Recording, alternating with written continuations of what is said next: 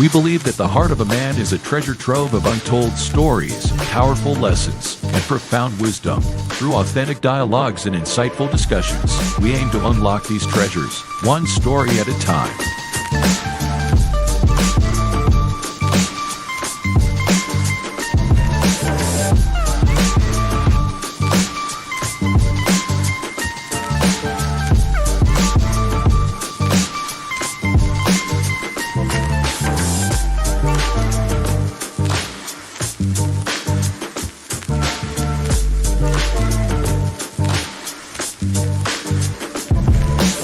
So, whether you're seeking guidance, inspiration, or simply a moment of reflection, you're in the right place. Get ready to be challenged, inspired, and transformed.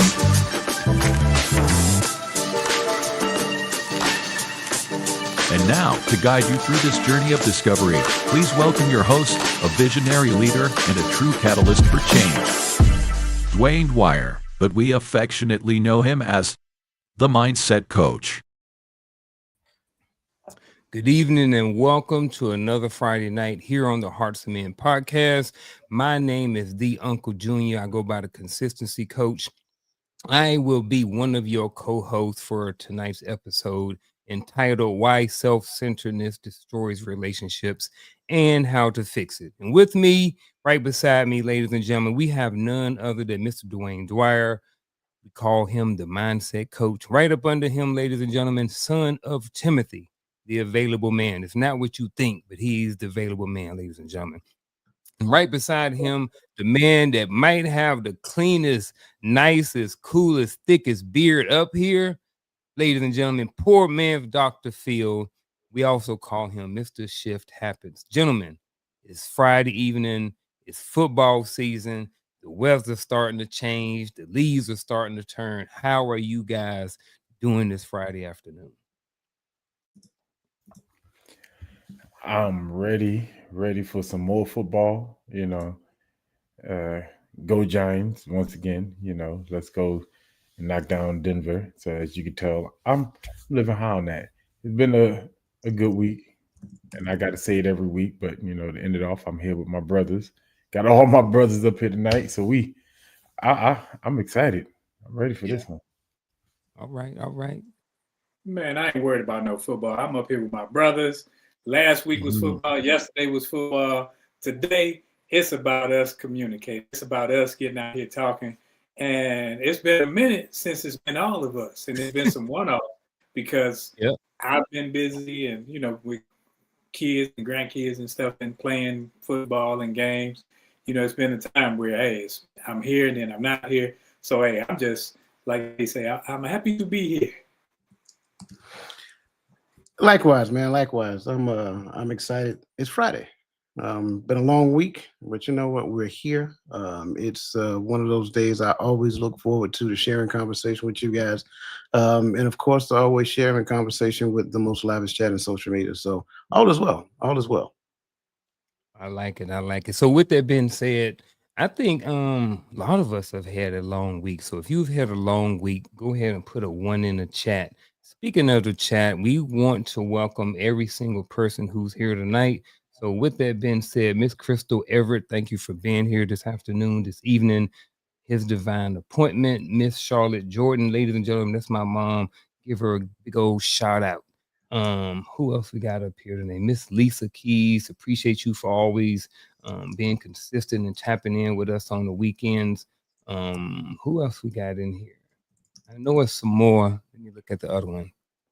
We got these different platforms. They're on Instagram and Facebook and all those different things. So if you just joined us and all those good things like that, appreciate you for being here, whether you're on Facebook, LinkedIn, YouTube, Instagram, whatever you are, welcome in. And at some point, if you are going to watch this from the replay, I appreciate you for watching the replay as well.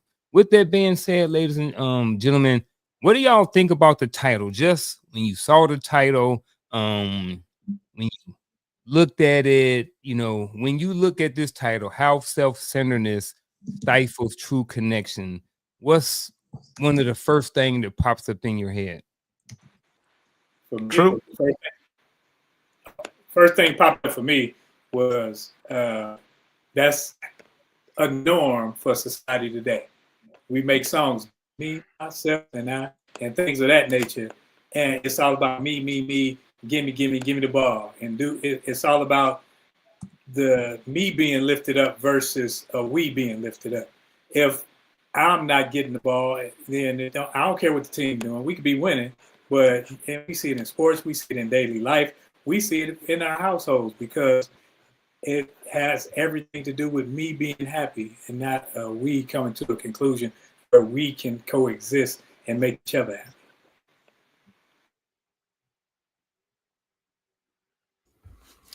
I didn't know if Coach was going to jump out there. Oh man. So when I think about this, to be self-centered and look for connection is a walking contradiction. It's an oxymoron in and of itself, because in order to connect, it has to be about two or more parties, right? Even if you talk about connecting with the Most High, it's still about two or more parties. There's a selflessness that goes into connecting with someone. So as long as you are self-centered, you're worried about you. You're not looking for connection. You're looking for people who are going to please your ego, who are going to give you what you're looking for. And 9 times out of 10, you're not looking to give back to that relationship. I gave my response already. True. There you go. We'll leave it at that then. I'm okay with that response. Moving right along. With that being said, we're going to start off with some baseline definitions to kind of set the tone for the conversation. So again, the topic is how self-centeredness stifles true connection. Self-centeredness is excessive focus on one's own needs, desires, or opinions, often at the expense of others. Gentlemen, what say you about this definition? We want to add to, change, take away, or we kind of okay with it? One thumbs up. All right, let's roll with it. The next definition we have is connection. Gaddy started talking about connection and stuff like that. So the emotional bond that forms when two people genuinely understand and value each other. That's a connection. I'm good with it. Mm-hmm. Okay. It's a good connection. Have bad connections too. I can live with that. Yeah. All right. You good with that one, Ro? All right. Next, we got empathy. Empathy is the ability to feel and understand what another person is going through. Coach be giving that smiling and that breathing over there. I'm just like, man, what's going on over there? But it's just because as the conversation starts, I think we're going to understand. So for now, I'm good with it. Okay. Yeah, it's a good baseline, but I've never been big on the feel part of this. But I think the part that kind of distorts me is the understand. I think relate would be a better term than understand. See, what get me is that word feel over there. Oh. All right, moving right along. The next definition is reciprocity. Mutual exchange in relationships where both people give and receive. I like that. I can roll with it. Give and receive. Give and receive. Okay. All right. So with that being said, as who was it? One of y'all was talking during the beginning, and I started thinking about, a lot of times we talk about all the time talking about where I got to get it from myself, not necessarily get it from myself, but I got to take care of me. I got to, if I can't take care of me, how am I going to take care of somebody else? Or, build yourself up, all these different things like that, right? Which, in a sense, helps build confidence and stuff like that, especially, when you're a young man and you're kind of coming into your own and stuff like that. So with that being said, the first question of the night is this: how do you know when confidence turns into self-centeredness? And that's assuming that confidence turn into self-centeredness. So with this question, it's always a baseline. So we can make adjustments to it and roll with it. If you want to spin off of it and kind of make it your own, I'm okay with that as well.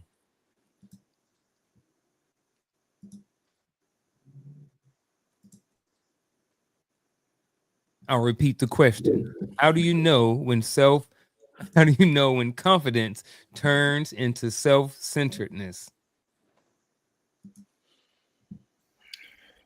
I guess I'm the youngest one, so I jump out Yeah, there. You know, young buck, let's I'm go. young.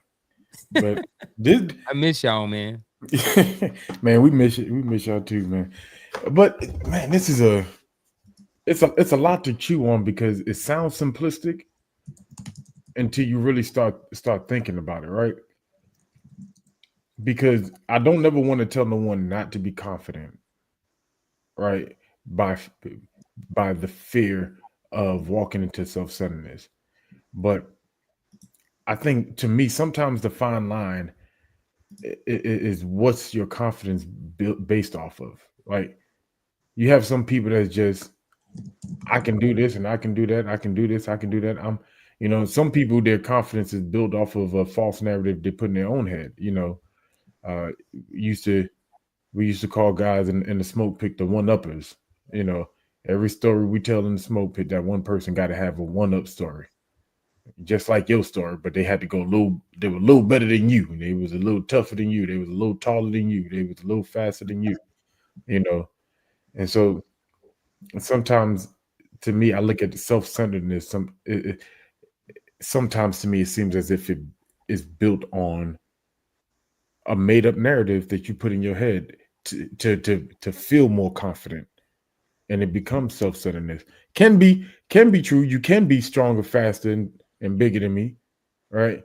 But how does that play out into your character as if you walk as if you have an airness when you're around the rest of us because you're just that much greater.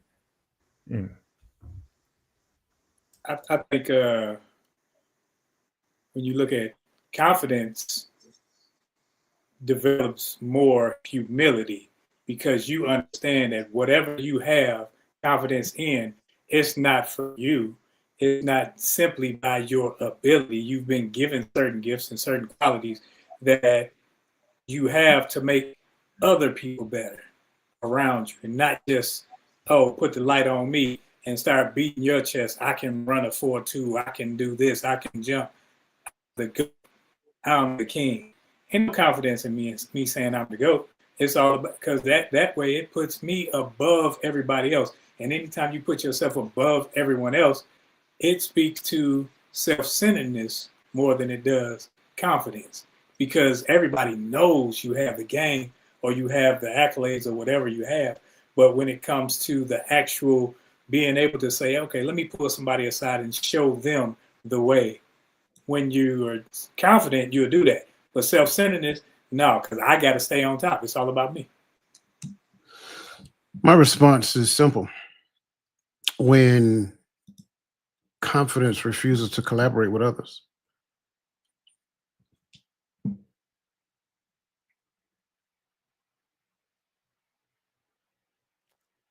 Tell me more.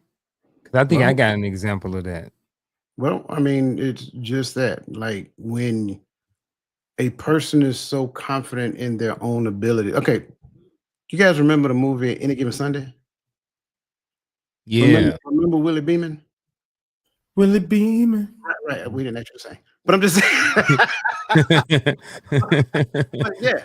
So when you go back and look at the character that he displayed after he got to the point of playing, like that was self-confidence. He thought that everybody there was there to serve him. Right. So again, when that confidence becomes to such a degree that it does not collaborate with others, right? When you look at the confidence that you have in your quote unquote own abilities, and I'll start right there. Like, why do those abilities that you have, why do they exist? Like a lot of people like to refer to the scripture to where your gift will make room, right? So, but for what purpose? And if we never get to the what purpose piece, then it's like it's me, myself, and I. And you will exist in the world, and you probably won't be able to see it because you smelling the roses at high altitude, but everybody else can see it. So when it refuses to collaborate, that's when it turns into self-centeredness. I agree. As all you guys was thinking, I was trying to come up with with a little story or, something that we can all, kind of relate to maybe with somebody. And I remember when I was on my second tour in Iraq, I knew someone who was very intelligent. They had a lot of confidence. They knew a lot of information, you know. And what they did with that information was, to kind of, if you look at the definition, it talks about at the end, often at the expense of others. So what this guy was, he was someone who was um, in our section. I'll just leave it at that. He was in our section and he knew a lot of information. He knew how to work on this. He knew how to work on that. But what he would do is, and I'm not saying that he should have, but he would hoard the information instead of sharing information with others and stuff like this, so others could, get knowledge and different things like that, and he wouldn't teach, you know what I mean? He was just that type of person in the unit who was so confident because he had a lot of confidence because he knew a lot of information and he was able to help a lot of people because he had that information. And then what happened was, it kind of not made other people look bad, but where we could have been all better because of the sharing of knowledge, he hoarded it. He didn't teach, he didn't mentor, he didn't train. He gathered information and went out and did these things. So that was kind of a scenario that I kind of um, dealt with at one time when I was in the military. And, it kind of sucked. And I don't know if y'all think that that's necessarily confidence or not. Is that someone who has confidence and kind of turns that into self-centeredness, or am I kind of way off with that? I think people who hoard information or hoard knowledge, it has a different problem, right? It's a Okay. different type of complex to me. I know leaders like that, and it's almost as if you don't want no one to be a successor.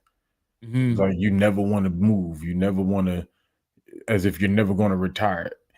And it feels like when you leave, you want people to know you left, so you hoard all of your contacts, all your information, all of your knowledge, and it's like, oh, we are nothing without such and such. That's not confidence. That's that you're controlling the funneling of this information. I think that's, I don't really know what it is, but it's, to me, that's something different than Okay. self-centeredness. I think I would have to hear more. Okay. I'm always cautious when, because that's kind of like a social media thing, right? We'll talk Mm. about people who are gatekeeping. Um, Yeah. and at the end of the day, like, how does the people who claim that someone is gatekeeping, how do they define that? Because they won't just give it to them. Well, you don't know what that person had to sacrifice to get it. I would say in the workplace also, it looks different because, Mhm. and again, that's why I say I would need to know information about this, that situation that you gave. But I also know that in the workplace, some information isn't shared because you're not ready for that information as well.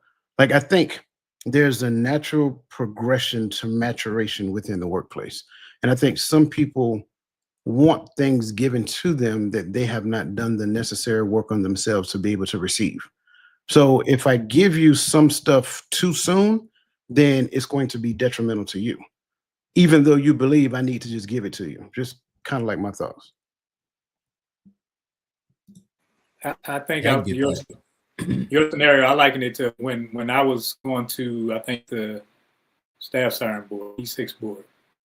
I had studied and studied and studied. And when I got to the board, they were asking me questions. And I know I can't hide it. My face tells it all. I thought they were stupid. I'm like, I did all this studying, and this is what you gonna ask me? And I made it about me and what I did and what I put in and what I did. And I felt like I was above these little questions. And the only thing they knocked me on was being, as we talking about, being too confident, too cocky. Because I'm like, I studied all of this, and you asked me what does NBC stand for, and which I'm looking at it. That's beneath me at that point. So that's where I could definitely say I was experiencing not a confident thing, but a self-centered cockiness. It stands for nobody cares. Yeah. Yep. I wanted the NBC question. Shoot, give me that one all day. But I get what you're saying, though. You didn't study all this stuff, and then they're gonna ask you the most basic stuff. Yeah, but I get it. I'm looking at this question. I don't know if I like it or not. I like it, but I don't. But there's an assumption in this question, right? So, why do you think self-centered people often feel lonely or misunderstood? Again, that's assuming that self-centered people often feel lonely or misunderstood. I think some self-centered people don't necessarily know that they are self-centered sometimes. And but when we're going to skip this question. I'm going to go to the other one. I'm going to tell you why in a minute. So for me, sometimes on the outside looking in, I will look at somebody and I will say, maybe not necessarily in these words, but that person is self-centered. And I would look at, especially if they're kind of close to me, I'll look at their circle and I'm like, man, they don't hardly got no friends, or, it look like people don't really like them, or different things like this. But then here's where I go with this. This is why I say I'm gonna delete this question, and then I'm gonna add in this follow-up question, which is this: who gets to determine who is self-centered? So when we out there and we're looking and we're calling people this and this, so who gets to determine who is self-centered? And that's even I'm okay if we applied it to ourselves. You know what I mean? How do we know if we're being self-centered? So either way you want to go with this, if you want to throw it out there, as me looking at somebody else or yourself looking at somebody, and how you can determine who is self-centered. But at the end of the day, who gets to determine who is self-centered? There's a principle that we've adopted in this community, I would say it that way. We give a disclaimer before we start this show, typically, that we are all masters of our own perspective. And if we looked at life more that way, we'll be a little better off. Like, I can understand, like, coach may be like, man, Unc is self-centered. Don't mean I have to agree. So when you ask a question like who gets to determine, all right, everyone has their own opinion of how they see a person. Now, if it's a collective, let's say all three of y'all came together and was like, hey, Gaddy, we're gonna do a kumbaya because you've been acting real self-centered and real. Now, it might be definitive because three brothers, the only three people I talk to that are not co-employed in the same place as me. It's sad to say it that way, but it's not really sad. I'm happy that way. But then I would believe that these three brothers probably know me a little better today than most people do, because y'all talk to me whether here or whatever, outside of just being on live or being at work or what have you. So I have to take that data y'all gave me and do a self-examination. But I don't know if it's a fair question to really say who gets to determine it, because we all have our own perspective. I mean, because the shorter title is how self-centeredness stifles true connection. So we are probably going to be using examples like I already did, but I wasn't necessarily accurate with that. But at the same time, we're up here talking about self-centered using examples. So at the end, it's like, who gets to determine who's self-centered or not? I think the person does. Ooh, the person, okay. The way they move, because you took the first question out, but the first question leads up to this as a follow-up. So the first question leads you to think, okay, this person is this way because they built up walls. They put themselves in isolation. So if you're in isolation, you told us you determined you were self-centered. You isolated yourself. You think you're this, that you're acting like this. So when I just observe this and I say it to you, I'm saying what you told me. All I'm doing is relaying information.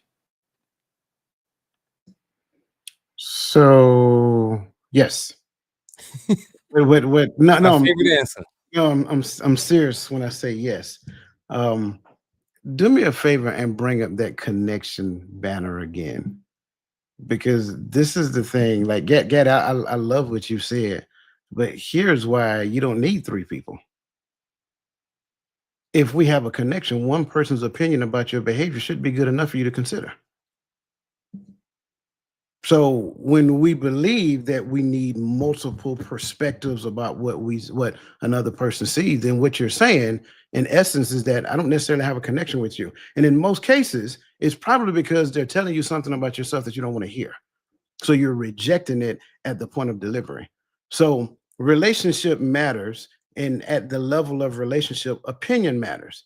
And when you go back to the question, who gets to determine? Anybody who has observable evidence of your behavior. That who gets to determine. So that means that I don't necessarily have to be the one to say, oh, well, I can determine that I'm self-centered. Sure, I can. But if I fail to do so, does that mean that any one of you can't come to me and say, hey, man, you're starting to be a little selfish right now. Can we holler real quick? Sure. Yeah, absolutely. And then by virtue of relationship, I have a responsibility to look at myself based upon what you see in me to see if I can see it in me. But of course, that's going to, require some conversation. Hey, man, you're looking a little self-centered. Okay, cool. Can you give me an example? Right? Give me an example, if you don't mind, based upon what you observe, me being self-centered. And there's nothing wrong with asking that question. Now that other person feels that I'm considering what they're actually saying in real time, and we're going to dialogue about that so that now, even in the midst of it, it's like, oh, okay, got it. I can get with that, and let me go observe my own behavior. And in the observation of my own behavior, I may even see what it is that you're saying. But if I don't see it, well, that might be true too. Then I should come back to you and say, hey man, the other day when you told me that, like I was like, can I ask a question about that? Is it possible that based upon what you say you've seen, could it have been through a jaded perspective? I'm just asking, right? So now we're continuing in conversation because I should always be in a position to where I want to be better. So the immediate rejection of what somebody is telling you is not good. And that's even evidence of it. I think the hard part about that is sometimes it's the self-centered person that thinks that the other person is self-centered because they don't get to shine. That's why I said, if I don't see the evidence, I go back to that person and we have more conversation. Yeah. And if You got to be open-minded too, and the relationship got to be there. Yes, because sometimes we'll look at people like, "Who are you to ask? Who come at me like that?" Mm-hmm. So I don't respect your opinion. If I don't think you are here, wherever I think someone should be, then what your observations are, I ain't thinking about what you're saying, and that speaks to self-centeredness right here. And it may speak to the relationship too. Because if I'm automatically being dismissive and I don't want to hear what you got to say, and I'm not even open to listening to what you say, maybe it's because I really don't value your opinion. Maybe our relationship really not like that. At least that's what I think. I got a question for us. Again, I appreciate all y'all for being here. Appreciate everybody who is here watching tonight. If you haven't already, go ahead and hit that like button. Again, I appreciate you for being here. Feel free to be part of the conversation. Jump in the chat, ask us questions, all of those different things like that. Coach always says we will derail a whole show for a question. All right. With that being said, got something for you, chat, as well. So we're going to answer this, but chat too. I know y'all can't dig deep into it, but you can feel free to answer the question. So, gentlemen, have you ever realized you were being self-centered in a relationship? Don't have to necessarily be a romantic relationship. It can relationship with one of your boys, your mama, your kids, or anybody else. Have you ever realized you were being self-centered in a relationship? If so, how did you fix it? Wasn't never me, so I just pass it on around to y'all. You know what I'm saying? Lies. Stop lying. You're lying. All lies. All lies. And we ain't even got to think that hard. Everybody who got a child, yes, that was you. Every person who has a child at some stage, you were self-centered. Period. Do tell. Because when you first had a child, you had no idea what you were doing. So you treated your child based upon your understanding of relationship. And at that stage, your understanding of relationship was purely based on for your child responsibility. And then as long as you did what you knew was right, you gave yourself far too much credit. Self-centered. No parent is perfect. No parent has the perfect, there's a perfect blueprint, but that's a whole nother conversation. But no parent has ever exercised parenthood the right way. 100%. And then a lot of us parents, and I'm saying us because I'm not exempt, at some point in time gave ourselves far too much credit. And I see it a lot today in grandparents. Grandparents need to sit down. Let them listen. Let your kids be a parent. I would say yes. All right. Huh? So you want to go? Yeah, go ahead. You say you feel attacked? Yeah, I feel attacked now. Hey, you know what they say back in the days? They hit dog. I'm about to say, he got about 30 some of them grand things running around. I got a situation where I realized I was being self-centered in a relationship.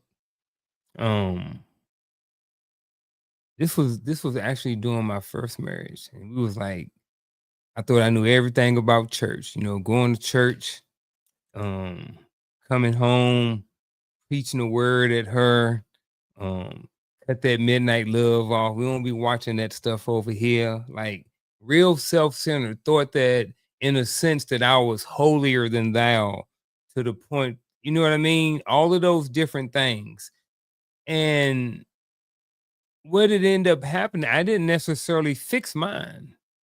So again, let me back up a little bit. So being the self-centered part, there was, again, I was going to church, I got a little position, I thought my stuff didn't stink, I thought I was doing everything right, you know what I mean? And I was, feeling myself very, very self-centered, you know what I mean? You better not come at me with no nothing, blah, blah, blah. Like, I'm gonna rebuke you, you know what I'm saying? I'm gonna throw the word at you, and you know what I'm saying, right? So, but I was doing that in my relationship, right? So we talk about the connection. I'm doing it in my first marriage, right? And what ended up happening, it was all about me. I thought that what I was doing was trying to train her or trying to teach her, but that wasn't my responsibility. You know what I'm saying? So I was taking on someone else's role and trying to save or trying to do all of this stuff in my marriage, blah, blah, blah. And so the second part of this question is, if so, how did you fix it? I didn't fix it. I got left. I came home from work and she was gone. So life happened, and that's what happened to me. So, but then later on down the road, how did I fix it? I went in deep, in a sense, not necessarily self-centered, but self-focused and self-driven, on trying not to be self-centered, focusing on other people, focusing on what I'm really supposed to be doing in life. And again, I changed all of that self-centeredness to self-focus and stuff like that. So that's kind of how I fixed it. I changed my mindset and stopped worried about, trying to do someone else's job and different things like that. So that's kind of where I want to sit at with this question right there, as far as, when I realized I was being self-centered. It cost me, I came home from work and she was gone. That's what it cost me at that time. You know what I mean? And again, I didn't even fix it then. So it wasn't until years later before I actually was able to fix it. So that's my story. I think you got a question in the chat. Question in chat. Where is it at? Where I miss it? You can pull it up. You start. There you go. So I'm glad she asked this question before you even quoted, because that's where I was going. I wanted to mind my business, but my mama told me my mind was my business. I'm joking. Because you said, I understand everything you said, but I think also in the vulnerability, especially when we're doing it publicly, some things do need to be addressed, because if we're being honest to the scriptures, it is your responsibility to be her teacher. As the husband, you're the teacher of the house. Now, maybe the way you went about it might have came across more so, like, that's a different conversation, but that is 100% your responsibility. And I think so much today we pander to the emotions of people. So I don't like the feeling of you being my teacher, because I look at you as my friend and my equal, versus being the head of this house. And I hear that conversation a lot. All right, Roland, no, I can attest to that because that's almost my very similar recent situation. Because you want to stay the way you are when the Most High telling me to move, telling me to read, telling me to study, and you telling me we could talk, we just can't talk about Bible. I can't be the teacher of my house. I said, well, you got the wrong house. And so she packed up and rolled out. That's real talk. I can cry over spilt milk. But I'm not saying I did everything right. I'm 100% not saying that. But you're not going to vilify me for wanting to teach the word of God properly to my wife and to my children. That's my responsibility. So I thank you, Crystal Ever, because you was reading my mind on that one. Yeah, I do not disagree with that young man. I do not disagree with one word he said. Okay. I think in the world that we live in, I think a lot of times we make these permanent decisions with these temporary mindsets. And a lot of times what we don't necessarily understand is the ins and outs of the thing that we claim that we're committed to. And a lot of times what we realize overall is that we discover that we're not necessarily committed to the relationship that we said that we're committed to. You know how the whole ceremony goes, right? Yeah. The ceremony, the ceremony says, commitment, right? I'm joking when I say the ceremony, of course.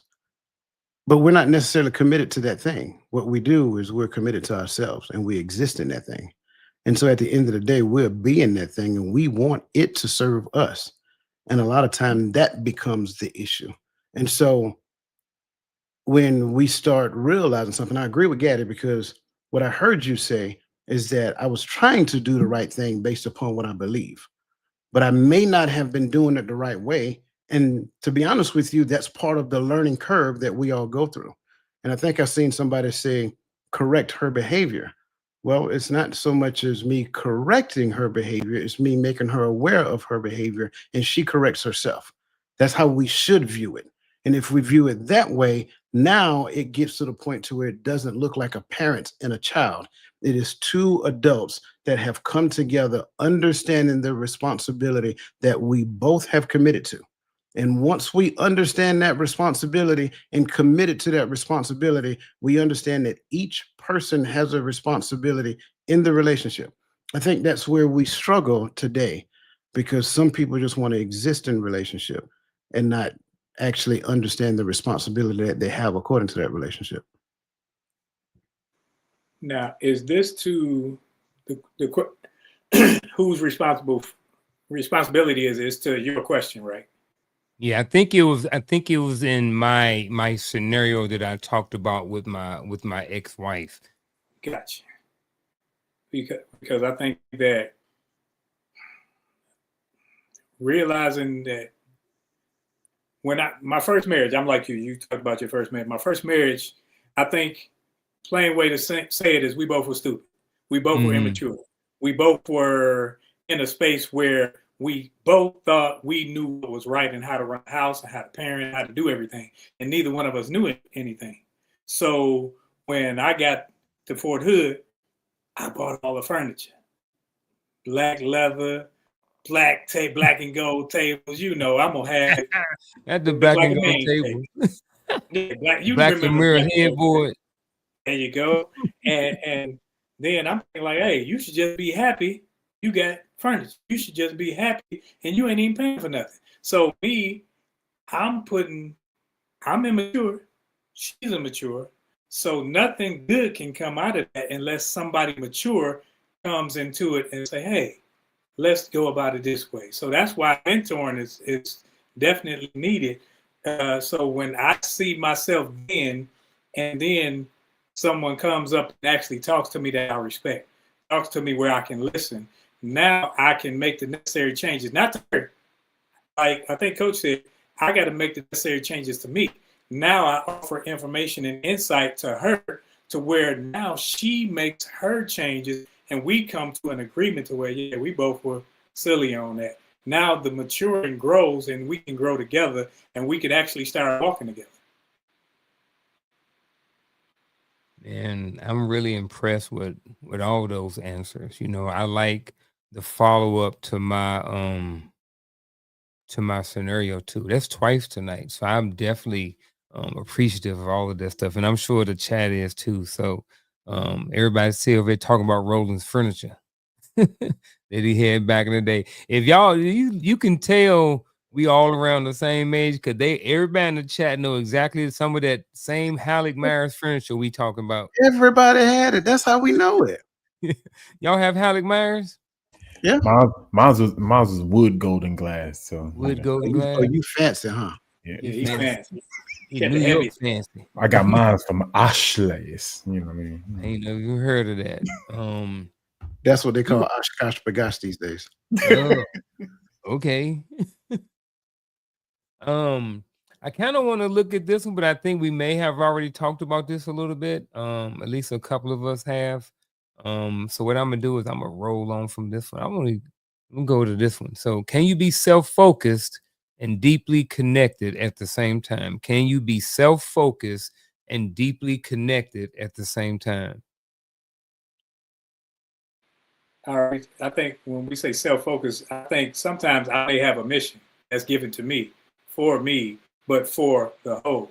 So sometimes I may have to, I'm doing the work. I got to do the leg work of it, and other people may be the beneficiaries. So I think sometimes you need to be self-focused to get your mind straight, because if I'm not right, I mean, nobody I'm connected going, if they're connected to me, I don't think they will be right. So I think when we look at self-focus, it's not a self-centered, like it's all about me and me alone. My self-focus is for me to grow so that I can spread. So that's how I see it. I think a lot of this conversation, and I'm putting a disclaimer because I feel like I'm gonna say this a lot tonight, but I think a lot of it is very fine line, you know, because I'm with Roland, but I also hear a no in my head when I'm thinking of this, right? Because when I'm hearing self-focus, I'm taking out the aspect of bettering me for the whole. I'm thinking of the aspect of just worried about what I want, doing it the way I want to do it, you know. And it kind of go back to answer the question, the last question, right, for myself, because I was there as a minister of music, right?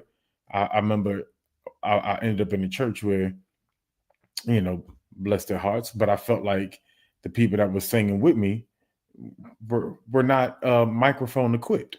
So you know, to each his own. You know, stay in the background, don't holler too loud. You know, and that was that was my. But those were the ones that wanted to lead every song, and I'm like, you know.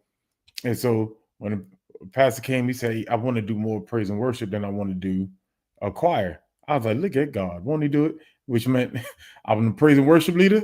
Give me the mic, learn your parts, and let's stay. But that was self-centered because I felt like the worship couldn't go forth if I wasn't leading, if I wasn't singing, you know, and not much, not very so. They, you know, the atmosphere, whatever the case may be, whatever you want to, it could have went on certain songs if someone else sung, but that's just how I viewed it. If I wasn't singing, unless he gave me somebody who could sing, and we had a few, don't get me wrong, but that's just that was where my self-centered part was. So it was like I'm working on my voice, I'm working on my runs, my range, I'm working on my vocal ability so that I can be able to continue to carry praise and worship. But the focus wasn't, I was working on me so this way we can bring forth a better praise together. And you get what I'm saying? Like, so it's a fine line. There's a difference. So when Roland's talking, I hear Roll talking of the aspect of becoming better at what I'm supposed to be so that the whole can work together. But if we're talking about, I just want it done my way, and I just want to hear my voice, and I just want to be seen, then no. I don't think you can be that and have deep connection at the same time. I don't know, Gavin. I heard you say that, man. All I heard is hens cackling while y'all was singing. I'm 100% in alignment with what you're saying. But when I look at this question, can you be self-focused and deeply connected at the same time? Yep. You're deeply connected with yourself. That's the only person you're deeply connected with. If you never get to the point of, for this cause, for this reason, like I can do all the work on myself, but if it's just to better myself, just because I want to be better, that's self-focused. But if I'm doing it because I want to, right, that's different. That's where you get to the point of recognizing, like, okay, yeah, I am doing this for the sake of those people who I'm called to serve, right? Gaddy, minister of music, Tickler Ivory and all that other great stuff, singing into the microphone like Luther Vandross. Like he did all that so that he can serve the people doing praise and worship. Now it might have been a little, I don't know, but it might have been a little self-glorification at one point in time. But then he, I'm knowing his brother like I know him, then I believe he matured out of that. And at the end of the day, he wanted to stand before the people and serve them with the best version of himself every Sunday, every time he got the mic. That's what I believe. That's what I believe. Right now, I could be wrong, but I don't know. And I think that's kind of like what we have to mature to. If it's a deep connection with myself, then it's 100% self-focused. And it's all about me, me, me, me, and me. Right. And then that's the person I was talking about in the beginning that does not see any evidence in their own life where they're, even based upon where they were improving themselves, where's the evidence that the improvement was done to help somebody else, to serve these people, so forth and so on. So that's kind of like my response to that. Can I rebut? I got to rebut this because I'm stuck with it, because I think what I'm hearing, and I'm understanding what you guys are saying, but I think self-centered is selfish, while self-focused is self-aware. Aware that I need help, aware that I need people, aware that I'm trying to elevate myself for the whole. And what Coach was saying, I see that as self-focused, because I'm not doing this for me. I'm doing this for the betterment of me helps us. And it's not just me, where I need the accolades and all of this. It's where I'm looking at this thing saying, hey, I'm growing, I'm doing that, so that we can build, because if I have a purpose, if I'm connected and I have purpose, nobody else is responsible for my purpose. So I have to get down and say, man, how can I better this? How can I move so that I'm glorifying you and not me? To me, that's a self-focus, because I'm connected. It's my purpose, and my purpose is to glorify him. But I got to do it in the fashion to where I'm not elevating self. I'm elevating myself as I grow to elevate us all so that we grow. I think you're combining selfishness with self-glorification, right? Self-focus means that I am focused on myself. I can't see anything on the outside. And if I'm doing it, you added that I can't see anything. Wait, let me finish. If I'm doing it to serve him, it has to be for somebody else. Right. So it does not put me at the center of focus. It puts him and what he called me to do at the center of focus. And if it is what he gave me, I can't do it by myself. So it requires me to collaborate. I'm gonna disagree. That's fine. I understand what you're saying.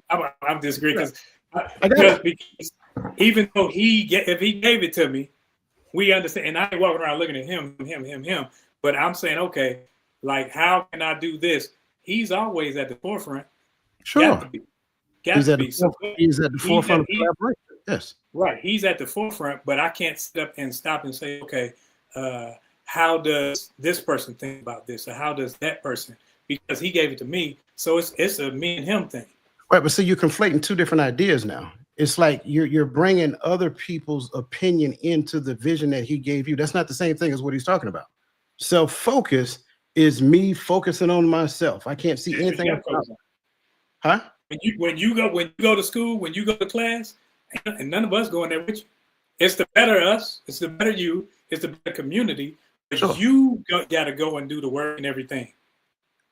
That's Well, how I look at it. it depends on what you're talking about, right? Because if we're talking about just childhood development, that's responsibility. I didn't have a choice but to go. When we're talking about institutions of higher learning, when I went That's to what I'm school, right? When I went to school, I did it for the sake of what I was going to do for others. I didn't do it with it. And I know for a fact that other people can attest to that because I actually had this conversation with several people. So I can't speak about anybody else. But when, again, self-focus is me focusing on myself, not anything else on the outside. So And my bad. I'm kind of, I don't know if I have an actual landing point yet. And the first thing that I was thinking about, his divine appointment posted, she sent a text. She posted on the message board, whatever this thing is called. I don't know. But thank you for this. This is where other partners must be observant and have open communication. Know the person with. So, all right. So I don't want to take it and put it on someone else. However, comma, this is where it gives me a little pause. Let me find the question again. Where is it at? Oh, here we go. Right here. I don't know. Here's what I'm thinking, right? If I'm a bodybuilder, so bodybuilding is a very, very, very selfish sport, right? For a certain amount of time, you have to lock in your food, your working out, your rest. Everything is very structured, but it's very self-focused sport. When I go back and I look at this comment that she say, it kind of makes it put like, if I want to go and bodybuild right now, right? That's pretty much self-focused. But if I got a good relationship with my wife, we're not going to become disconnected. You understand what I'm saying? So that's why I kind of understand where Roland is going. I don't know if I'm talking about something totally different or not. I You don't know think what I'm saying? I don't think that statement was to that question. I think that It- statement was to the previous question. oh, Yeah. So so when we're looking at this, I think the key word is focus, right? I mhm. think we can't move from that word, right? So what Roland is talking about, I don't think is self focus. It's community focus or most high focus or group focus because I'm doing what I do not yes to better myself, but my focus is not on me. My focus is if I'm going in the gym, right, and I'm throwing up 100 shots. Yes, I'm becoming a better shooter, but I'm becoming a better shooter because the team that I play on needs me to be able to knock down shots so we can be we could be more successful at winning the game of basketball.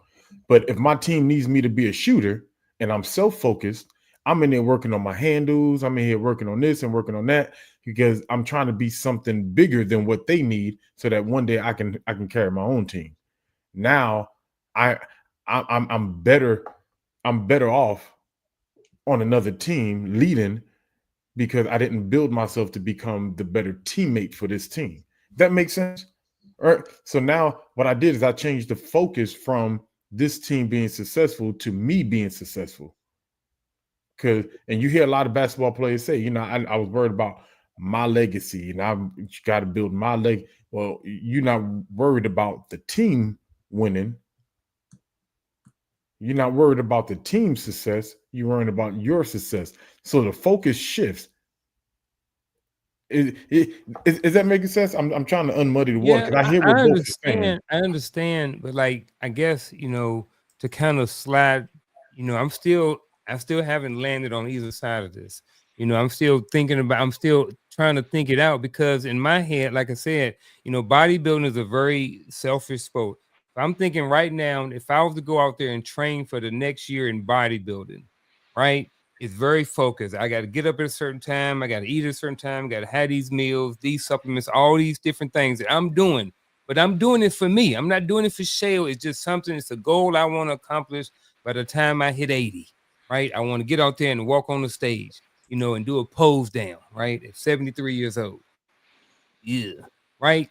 But at the end of the day, I don't think that my connection is going in my relationship is going to suffer because me and Cheryl already have a deep connected, you know what I'm saying? So that's why as I say, I don't know if I'm talking about the same thing or not, but that's why I'm kind of hesitant to just be, on the side of Gaddy and Coach, because and like I said, maybe I'm not talking about the same thing. Can I go back to the sporting sir. example? Okay. Yes, sir. Because I don't want to talk about men walking around their tightest on stage. I'm just saying, especially at 73. Yeah. So when a young man attempts to try out for a team, is he self-focused or is he team-focused?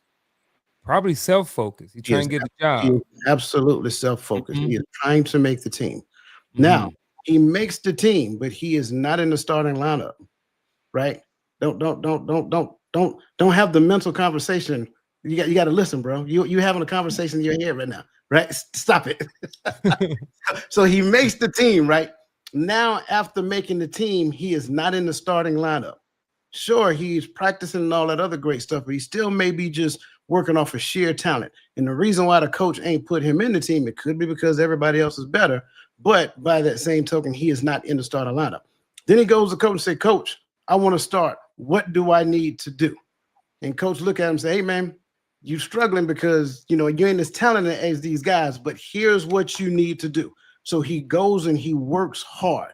Then he becomes known as a hard-working man. And those of us who watch the NBA, a lot of players who made starting lineup, but they weren't that good. They didn't do a lot of scoring, but they had a specialty. Dennis Rodman being a big one, right? They had a specialty. So now he makes the team, he gets injected in the starting lineup because he worked hard to get there. You can clearly say at that stage, he was team focused because he went to the coach and he wanted to know what's the best thing that he could do to support the team and be in the starting lineup. I think we can say that at that point. But in the beginning, just trying to make the team, that's purely self-focused there. I love your analogy. Dennis Rodman to Tony Allen, defensive stopper, 3-and-D and things like that. And you can go back and see Dennis was a scorer at one time. Tony Allen led Chicago in scoring, Chicago City in scoring and of that nature. But then when they got to teams, and it was, hey, we need you for this. I can't stop thinking about what I need to do. I need to be a 3-and-D. I need to do this so that it helps the team. And that's all I'm saying. Because when I do my job well, when Dennis get 22 rebounds, when Tony doing 3-and-D, D'ing them up and doing that, when he's doing his job, focus on you, don't focus on me. When I came to Fort Hood, we, all Army used to be here, and I played ball. And I fancied myself as a scorer. But when I got on the team with those guys and we're playing, I don't need you to do that. I need you to pass the rock to the big men. I need you to do this, do that. And so, like, okay. So now I had to transition my role from what I thought I should be, selfishness, to being self-focused, to being the best that the team needs. I think, because I'm understanding, I'm agreeing with y'all saying it's just a but that's not self-focus. That's not self-focus. That's team focus. You're doing what the team needs on being the best for the team. I can't focus on the team. Needs you to me. So, and here's why I like where Unc went, right? Because he almost unmuddied the waters a little bit. I'm gonna show you how, right? Because in your scenario, and you'll see, just think about it. I liken what you talked about when you're talking about becoming a bodybuilder to preparing for deployment, right? And here's why I say that. Because there's a lot of times you have to lock in, you have to separate yourself from what the family is doing. You eating different than what they're eating. You drinking, so you shopping for you. You're doing a lot of this for you. And now what happens is, in order for that connection that you and Shell has to continue to go on, she has to take up the slack to keep that connection together, so you can focus on here. So she's allowing you to be self-focused.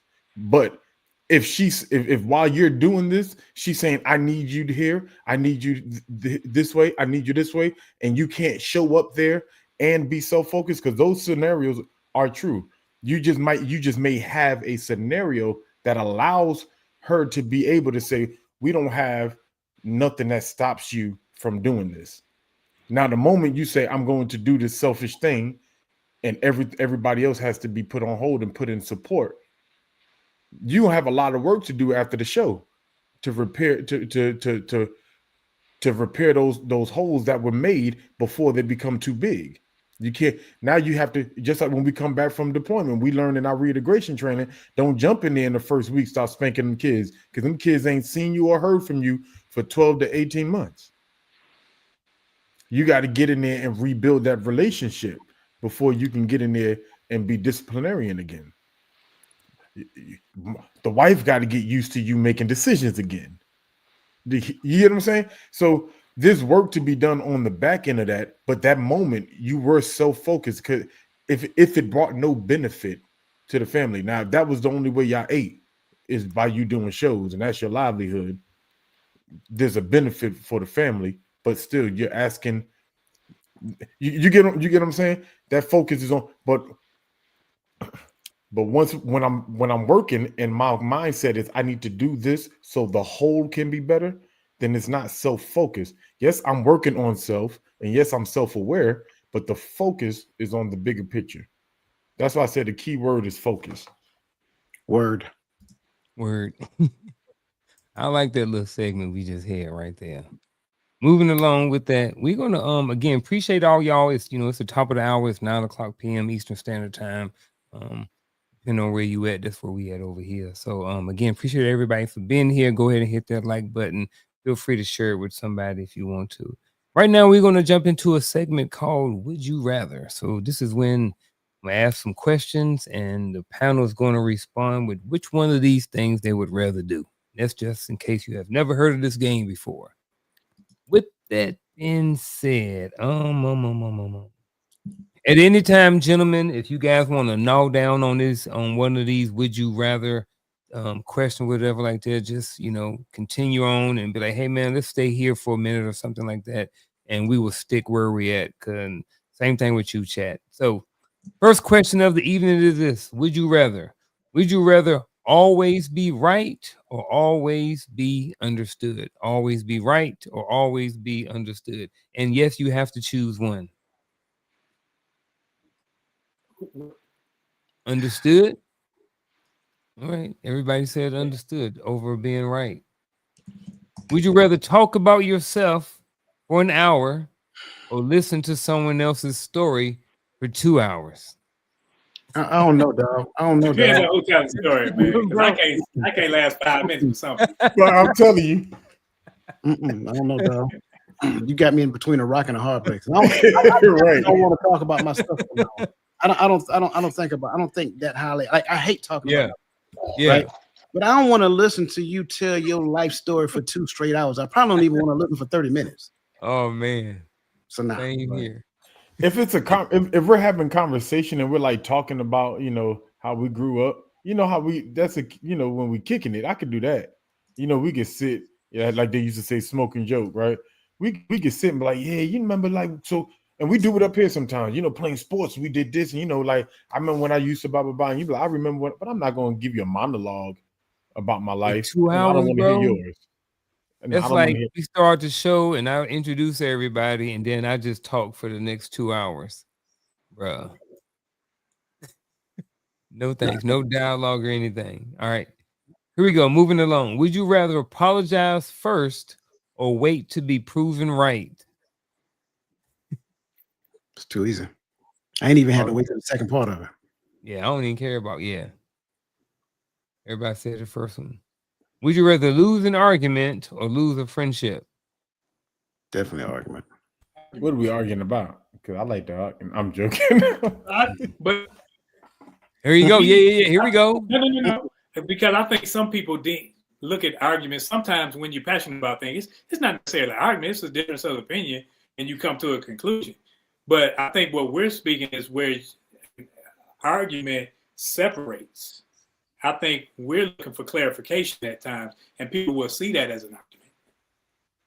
Touche. Lose a friend. No, I'm picking.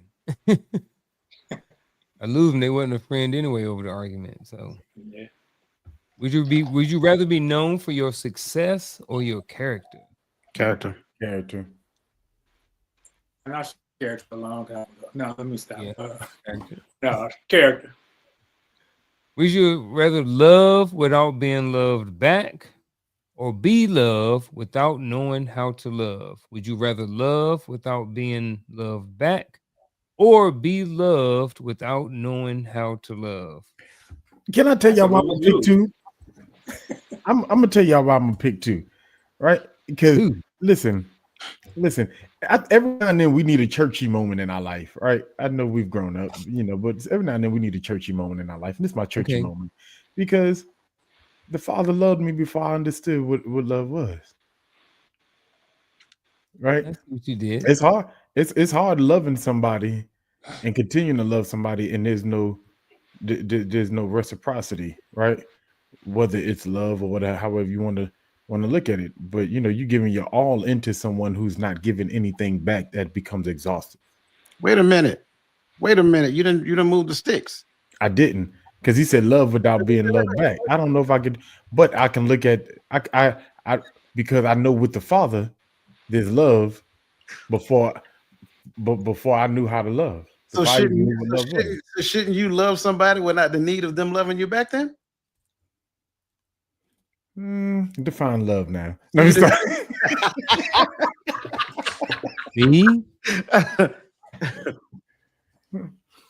But if we're looking, I'm rolling with Gaddy only because I'm looking at the first one in a relationship, right? Right.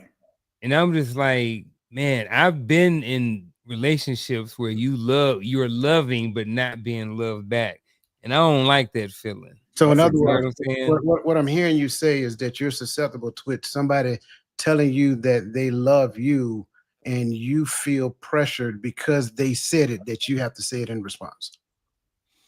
No. Now, what I'm saying is I think that there was probably a certain part in my first marriage where, like I said, I was into church, going to church, came home, wasn't being loved. You gone. So that's where I thought that you know what I'm saying? And I ain't like that feeling. But what you're describing to me is a need to be, and somebody else have to do it.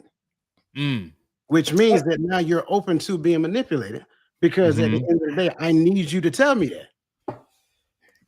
Coach, I can't. No, nah. Nobody said. Who said that? It's simple math. No, so because it's simple math. That ain't what we said. Yes, it is. You're pointing the wrong way, Roland. It's simple math, bro. If I'm existing in a relationship and I need that person to tell me that, right? I don't need you to tell me that. I need you to be that. Same difference. Not the same. Okay. You could tell me you love me and show me hate. Well, where's your responsibility in it? Didn't we just got finished talking about responsibility? Yeah, my responsibility, but we saying that my responsibility is there and there's no reciprocity in a relationship. Wait. You don't move the sticks. No. Would you rather love without being loved back or be loved without knowing how to love? I didn't move the stick. That's the stick right there. No reciprocity. There's nothing coming back. Okay. Like you're in a and I'm like I'm looking at this more of a romantic relationship, right? I'm not looking at this in a filial kind of way, right? We have brotherly love one for another, right? And whether you love me back is not going to change how I treat you, right? I get that. But if we're in a relationship, the person that I'm living with, I'm waking up next to, there's if it's a one-way relationship the whole way through, that is extremely exhausting. But if you go back to the question is one way, either way you go. Yes, I understand. That's So why I which picked one two. which one is better, for you to love or to be loved? That's why I put the second part on the Father. See, It's just with the Most High. you adding to it now. Yeah, I'm not. Yeah, I think what he He did, said, he's if you doing want the to same thing I did. expound on He it, went, You learn He from went- rolling well. You rope a doping now, bro. I think so. I think Gaddy did the same thing I did. We gave one spiritual example, and then we gave one relationship example. But they weren't congruent with one another. because spiritually, I can't love him more than he loved me. He's going to always outlove me, right? In my relationship with the Most High. Sure. So even when I didn't know how to love him back properly, Mhm. he still had grace and he still had his hand on me. He still loved me, right? Mhm. I can't flip that the other way. Meaning- That example only exists in the way in the second half, right? I can't bring I can't love the Father and him not love me back. That's just not even the nature of my relationship with him. So I have to. So if I'm going to use him for my second, I can't use him for the first. So I have to make that first one. Yeah, I agree. I agree with his divine appointment. You adjusted. What did I adjust? When you go from the love between you and the Father, because he's the one to know how to love, you don't. Mhm. And when you look at this question, what you're doing is you're changing it around, but you're still being the recipient of it. But the love that you get from him, it's supposed to teach you how to. So now going back to the commandment, love thy neighbor as thy right. Love thy neighbor, right? So how do I love? How do I learn how to love? Through the love that he gives me. So now I can love someone else. And it does not necessarily require them to have to love me back. I love them because it was a commandment to me to love.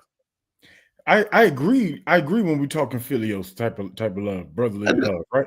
I've already agreed to that. I said that my example for the first part was exclusive to a more romantic relationship. Well, it's still, I mean, it doesn't change. Go look at the romantic relationship. What does it look like for her?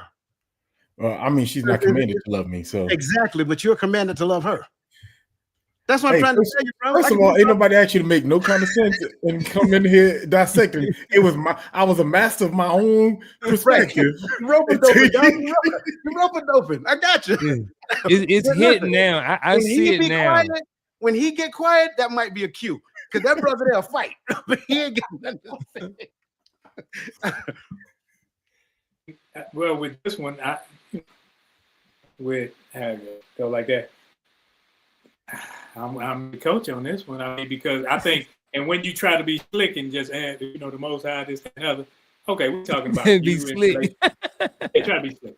Now you make it a 3-part thing. No, it's between you and this person, you and this person. So whether or not if I'm saying I'm a lover, hey, I'm showing what has been bestowed to me. I can't be concerned about what's over there. I got to continue to do my part. I got to love in spite of. No matter what someone else does, I have to do my part. So if I'm worried about what somebody else is giving, now I'm back into that selfishness. And that's a sign of insecurity. I'm sorry. Yeah. Yeah, I started getting it, man. I think I left you, Ro. I mean, I think I left you, Daddy. I watched his face as he lost it too. Yeah, when Coach was talking, and then when Ro started talking, like I didn't get it at first. Even the part about her saying it, it's still that feeling that I was expecting to get. I'm saying that I love her, but if I really love somebody, I'm not expecting anything in return anyway. So whether or not she reciprocates it or not, that's irrelevant. So as you guys was talking, I slowly started picking up my ball and taking it over here and going to play over with these guys. That was another good one.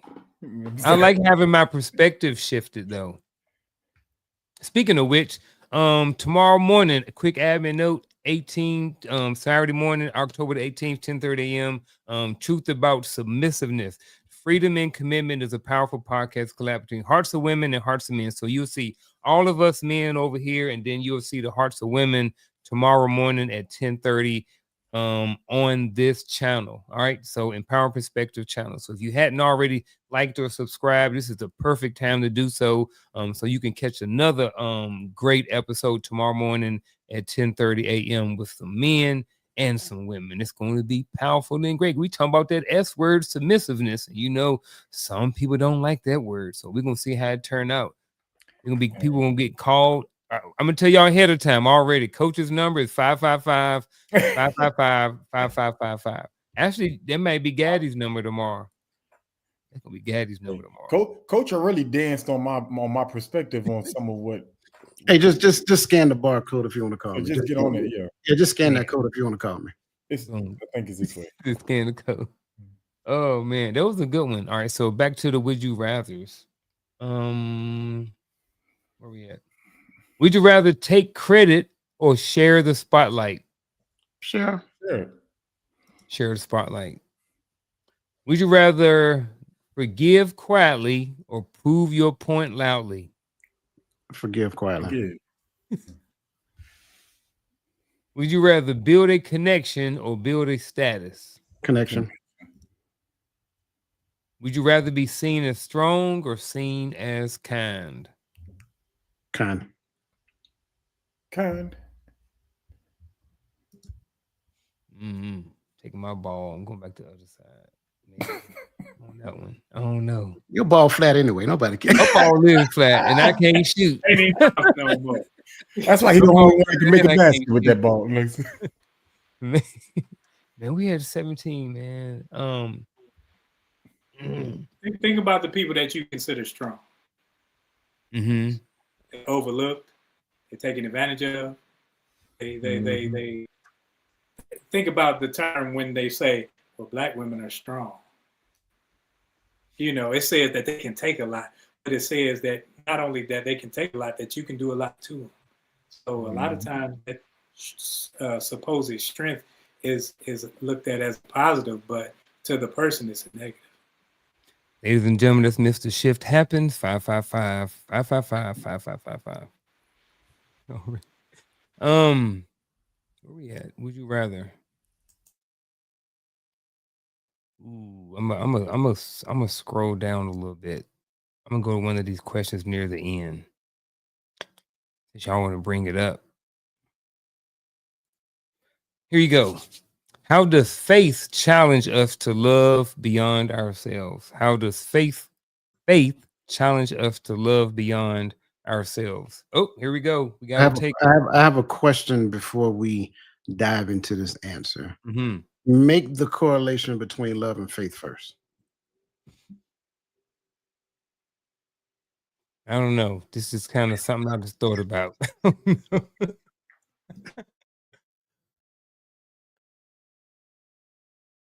You know what?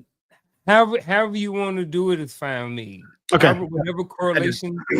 I got it. Yeah, whatever correlation you want to make, just set the guidelines for it, so that way we'll know if you need to. If not, then don't worry about it. I got it. So I'm gonna make a statement, and then I let these brothers kind of expound on it. When we think that we know love, then from that perspective, we already have in our mind what the outcome is supposed to be. So what ends up happening is that we construct the narrative in our mind about what it is supposed to be. But faith requires me to for me to put my hope in something that I've never seen. So I can't look at my mom and daddy or look at my aunt and my uncle and say that their relationship is a blueprint for me to live by, especially if love is hinged on faith. Now, I would say relationship is hinged on faith, but we're going to go with the question of love. So according to the question, if love is hinged on faith, that means the outcome or the manifestation of it is hinged in hope, someplace out here. So it's future focus, which means that now, according to the definition of faith, there must be evidence in my life based upon that perspective of hope, which is out here, which is also something I've never seen before. and I bequeath the rest of my time to the distinguished gentleman from Detroit in New York. Bequeath. Yeah, look that word up.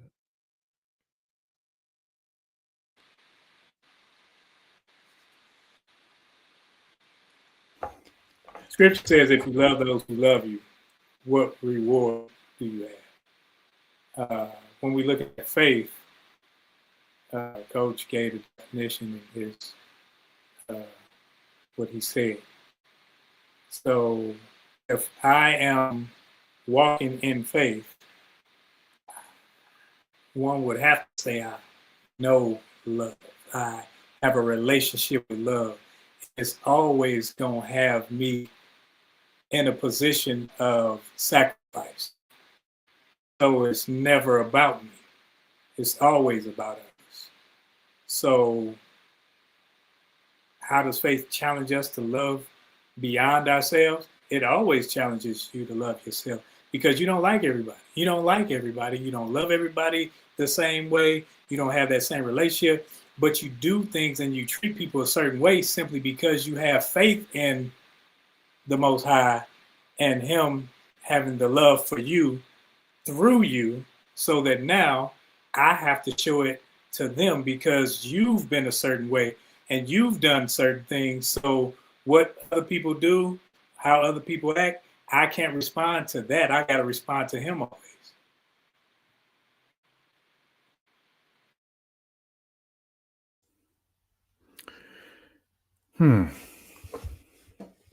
What a pickle you have put us in.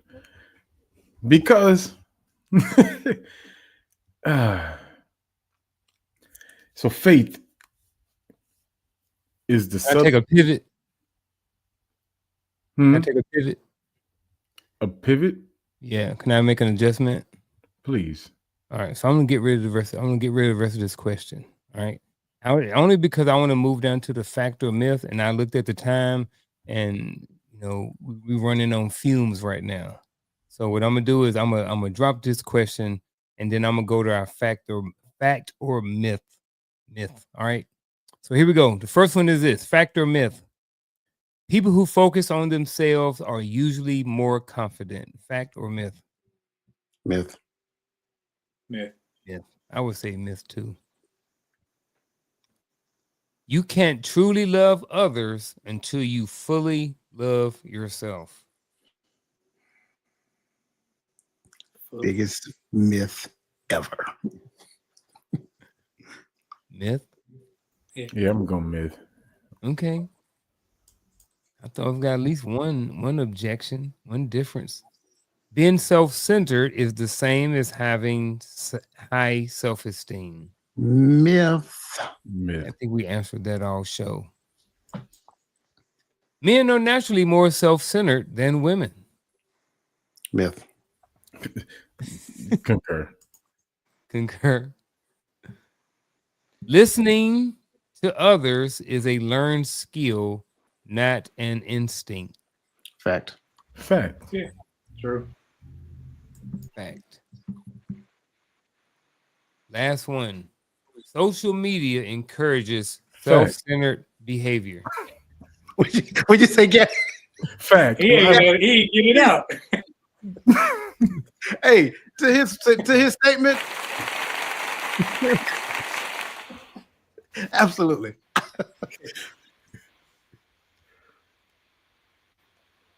Yeah.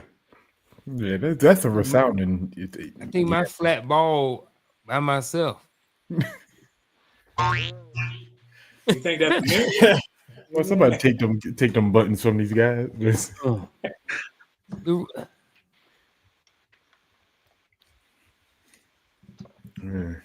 I'm thinking about my social media feed. I'm looking at my FYPs. I'm looking what's on there. I don't know if I see a lot of self-centered behavior, but maybe that's because I'm self-centered. Who knows? How many followers you get? On which one? Anyone. TikTok, I got, let's say 1,000. Don't matter. What matters is that you get followers. It's all about you. You're leading. It's all about me. My page. Come over here. Look at me. I made a post. I did this. It's all about Right. So even when I tell people to like the button and share it, is that about me? it's about getting likes on your thing. Yeah. Right. It's about what's it's what social media is. And even when you said when I'm looking at my FYP, but that's specific for to me. you, right? Right. That's Yeah. specific to you.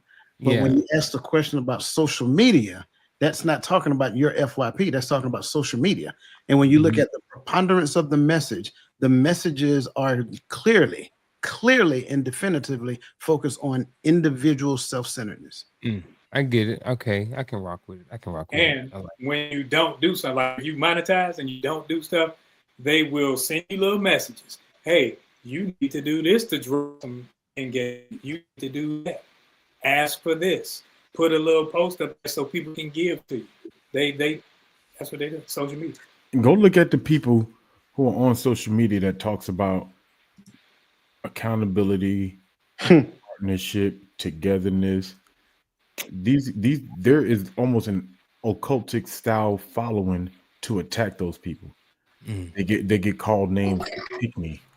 If a woman says as a woman we need to be there for our men, you're a pick me. If a man says you need to be this for your woman, you're a simp. And these are all phrases that's become popularized by social media, right?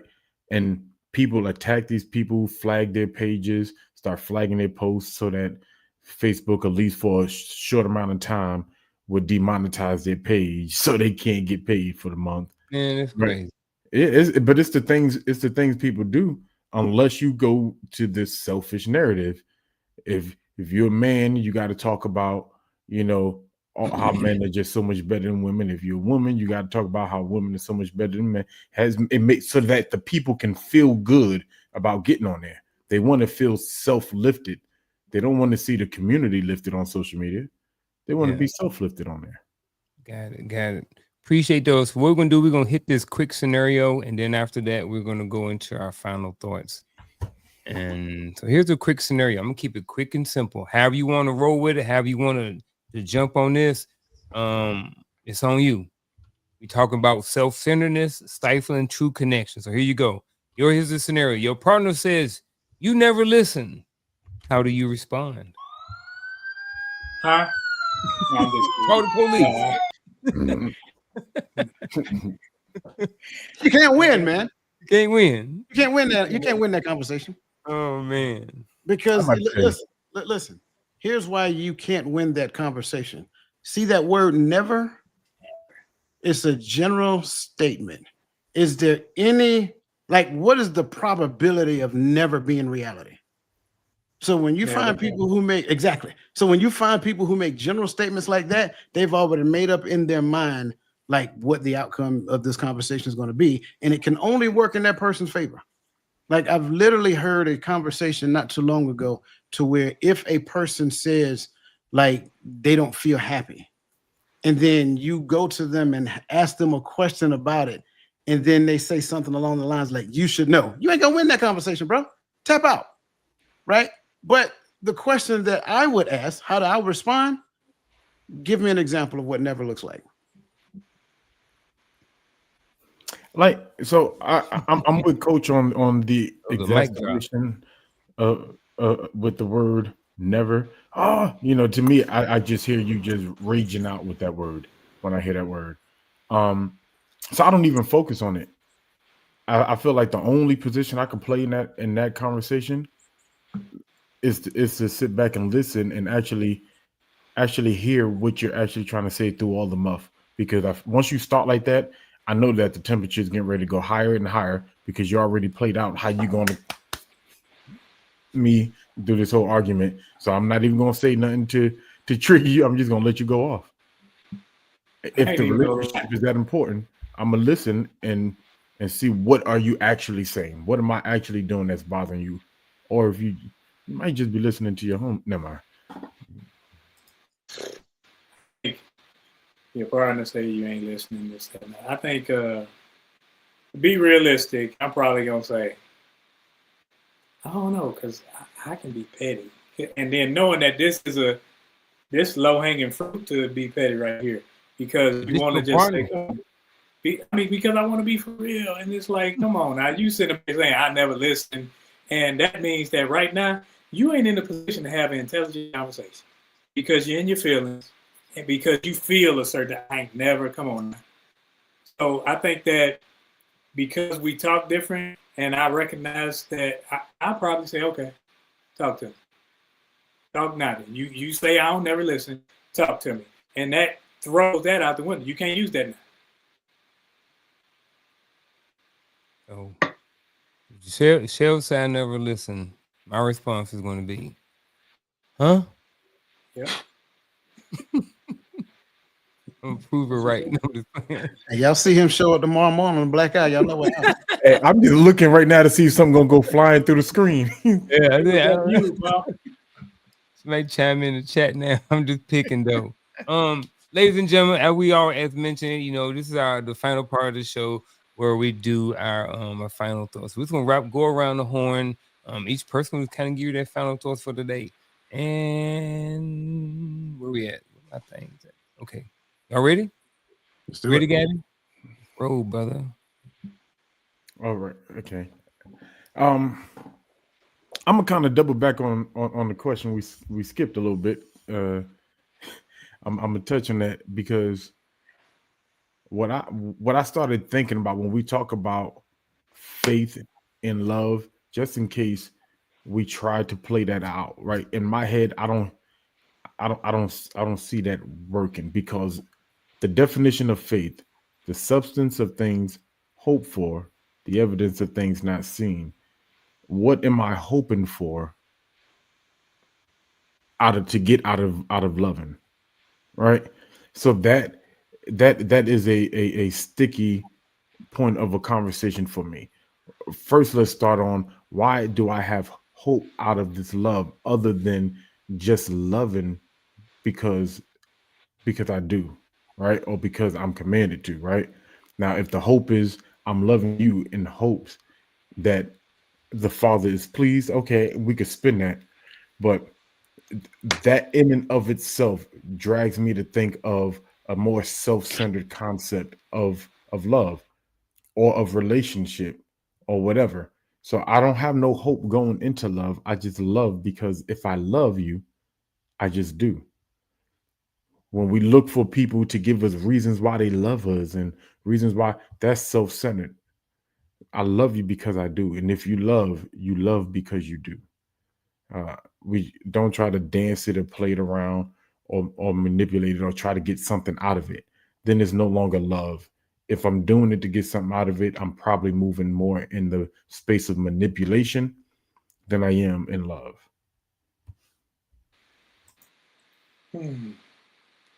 Christ modeled a love that gives, not one that grabs. And self-centeredness flips that into making a relationship transactional instead of transformation.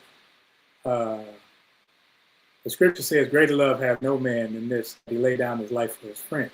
And when you give love that to get something in return, that's not a divine love. It's a selfish exchange. The moment we start to measure relationships by what we do instead of how we serve people, then we change the whole definition of the love that Christ has shown us.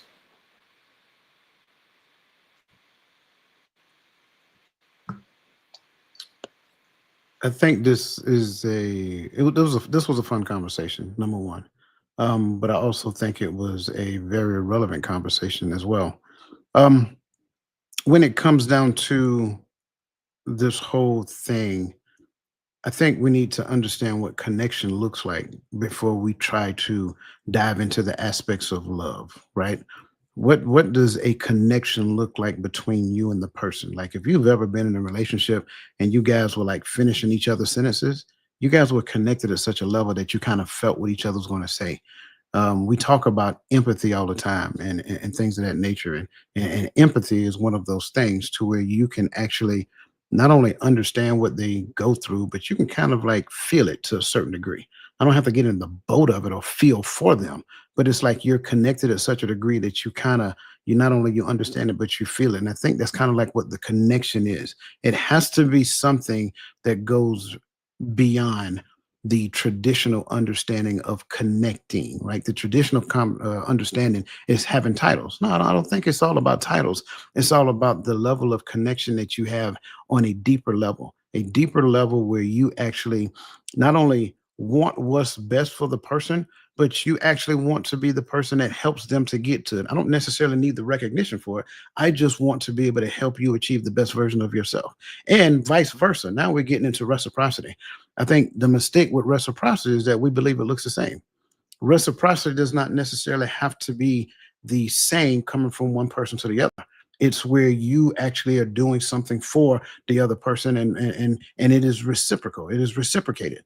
So I think getting to that point to where having that connection, having that type of relationship at a level of depth and breadth, it requires you not to be self-centered. And I think that's the thing that we all struggle with. My final thought is, the title of the show is How Self-Centeredness Stifles True Connection. I would just ask or just say to anybody out there who may be struggling or dealing with this, if you find yourself in a situation to where you do have a connection or relationship with someone and someone comes to you with something, I would just ask you to be open-minded about it. When you have a connection with someone, in most cases, those people want what's best for you. They are in your corner, they're in your life for that season or for however long they're going to be there. And in many cases, if you have that connection, if they say something to you, they're meaning well, and it could be very well be for your benefit.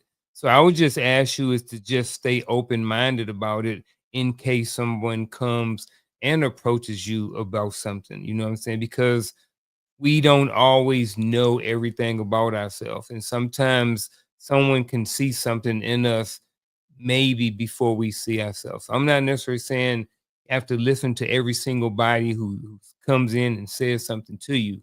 But if you have a relationship with someone and they bring something to your attention, all I'm saying is maybe be open-minded to it. And that's my final thought for the evening. Ladies and gentlemen, well, actually, before we close out, Jimmy, y'all have anything else y'all want to say other than for Tuesday Coach's Corner, 7 p.m. Eastern Standard Time, next Friday, 8 o'clock Eastern Standard Time, be back right here. And then tomorrow morning, 10:30 a.m., check all of us out for Hearts of Women and Hearts of Men collaboration tomorrow, when we talk about submission. But other than that, gentlemen, y'all have anything extra y'all want to say before we say goodbye to these kind folks? Yeah, I just want to say shout out to Lisa Keys. Greatly appreciate her support to this channel. Again, as always, whatever is donated to this channel, we turn it around and we give it right back to you. So I just want to say thank you out loud, and we greatly appreciate your contribution. All right, folks. We will see y'all again. Actually, we'll see y'all tomorrow morning at 10:30 Eastern Standard Time. We out.